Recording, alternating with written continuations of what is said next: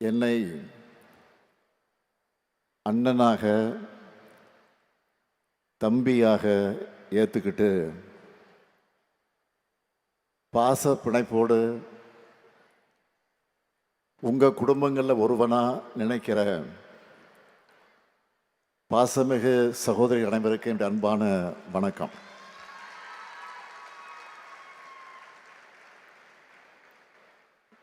நான் இந்த நிகழ்ச்சிக்கு 3 மணி நேரம் ஆகியிருக்கு. இங்கே பேசிய எல்லோருடைய பேச்சை கேட்டேன்னு சொல்கிறத விட நெஞ்சை உருக்குற தன்னம்பிக்கையும் புது நம்பிக்கையும் கொடுக்கிற உங்களுடைய கதைகளை பேச்சை கேட்டு மகிழ்ச்சின்னு சொல்கிறத விட நிகழ்ச்சியில் இருந்தேன்னு தான் நான் சொல்லணும். உள்ளத்தில் இருந்து பேசின உங்களுக்கு உற்சாகமாக கைத்தட்டல்களை வழங்கின சகோதரிகள் அனைவருக்கும் என்னுடைய நன்றி நன்றி நன்றி. என்னுடைய நன்றி என்பது இந்த கடமையை இன்னும் சிறப்பாக ஆற்றணும் என்ற உணர்வோட வெளிப்பாடு. இந்த நிகழ்ச்சிக்கு சிறப்பு விருந்தினராக 2 பேர் அழைச்சிருக்கிறோம். ஒருவர் மரியாதைக்குரிய அம்மா கிருஷ்ணம்மாள் ஜெகநாதன் அவர்கள். தன்னுடைய 100 வயதில் நிறை வாழ்க்கை வாழ்ந்து பொது வாழ்க்கையில் வெற்றி பெற்றவங்க, ரொம்ப பொருத்தமானவங்க.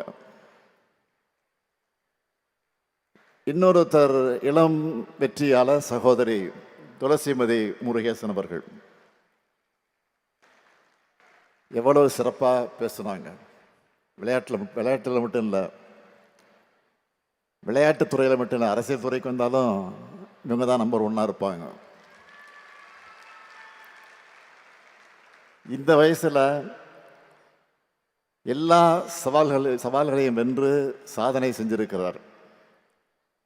அவரும் ரொம்ப பொருத்தமானவர். இவங்களை விட சிறப்பான விருந்தினர்கள் யாரும் இருக்கவே முடியாது.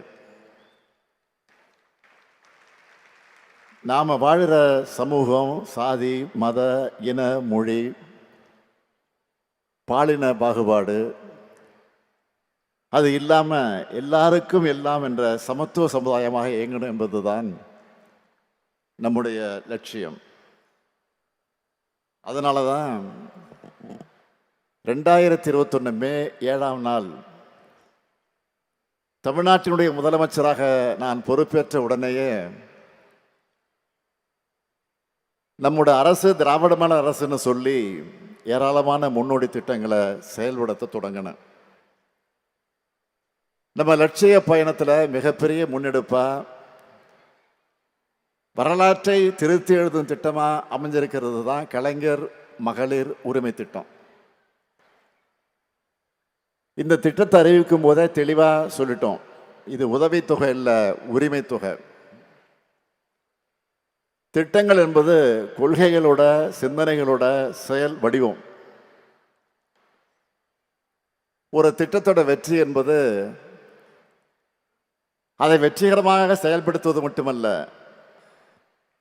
அந்த திட்டத்தை பொதுமக்கள் எந்த அளவுக்கு சிறப்பாக பயன்படுத்திக்கிட்டு தங்களுடைய வாழ்க்கை தரத்தை சமூக நிலையை மேம்படுத்திக்கிறாங்க என்பதில் தான் அந்த திட்டத்தோட உண்மையான வெற்றி இருக்கு. அந்த வகையில் கலைஞர் மகளிர் உரிமை திட்டம் மாபெரும் வெற்றி பெற்றிருக்கு. பெரும்பாலும் மாநிலத்தில் இருக்கிற மகளிர் மாதம் 1000 வாங்குகிறாங்க.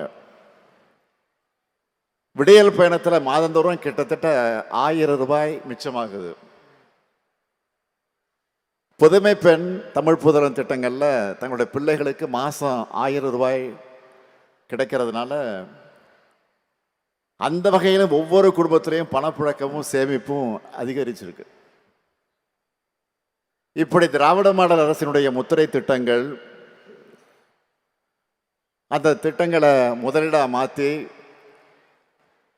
தங்களுடைய பொருளாதார வலிமையை தமிழ்நாட்டு பெண்கள் உயர்த்தி இருக்கிறாங்க. இதை தான் இந்த திட்டத்துடைய வெற்றியா நான் பார்க்கிறேன். இது நேரடியான பலன்கள் என்றால்,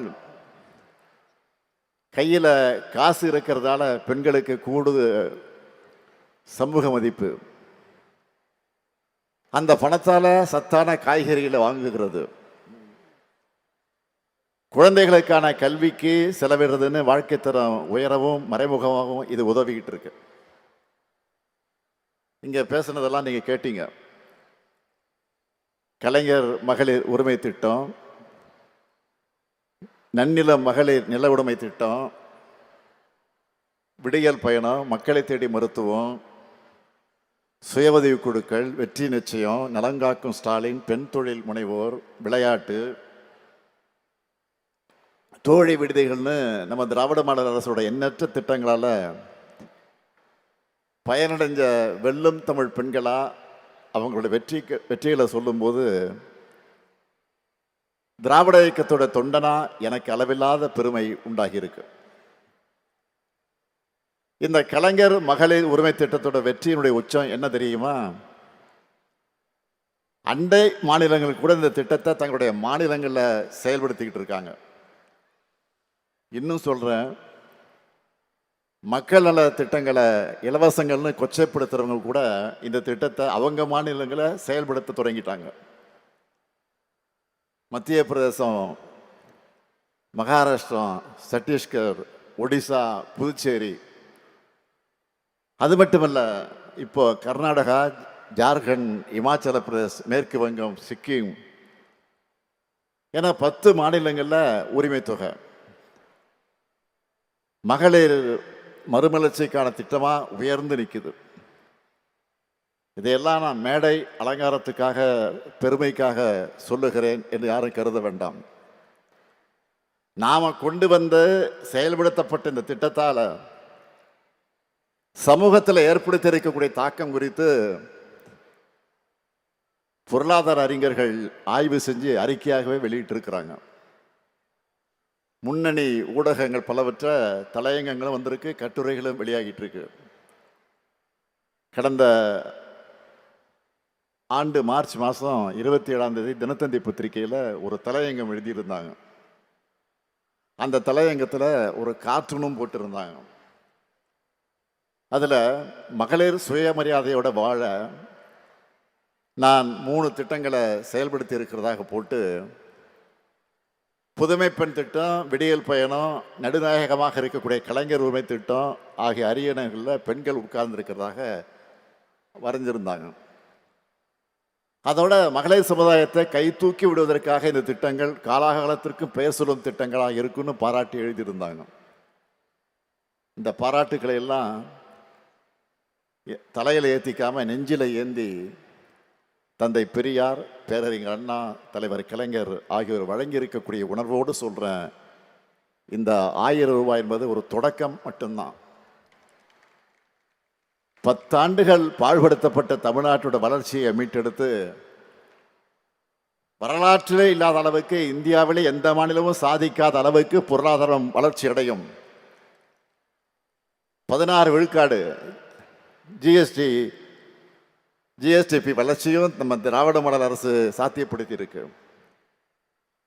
இந்த வளர்ச்சியில் மகளிருக்கான பங்கு நிச்சயம் கிடைக்கணும்னு நினைச்சேன். கலைஞர் மகளிர் உரிமை திட்டத்தில் இதுவரைக்கும் 13,75,492 சகோதரிகளுக்கு மாதம் 1000 ரூபாய்னு இதுவரைக்கும் 28,000 ரூபாய் வழங்கியிருக்கிறோம். எண்ணிக்கையை உயர்த்தணும்னு சொன்னேன். அதுக்காக மக்களுடன் ஸ்டாலின் முகாம்கள் மூலமாக விடுபட்ட மகளிரும் விண்ணப்பிக்கலான்னு அறிவிச்சு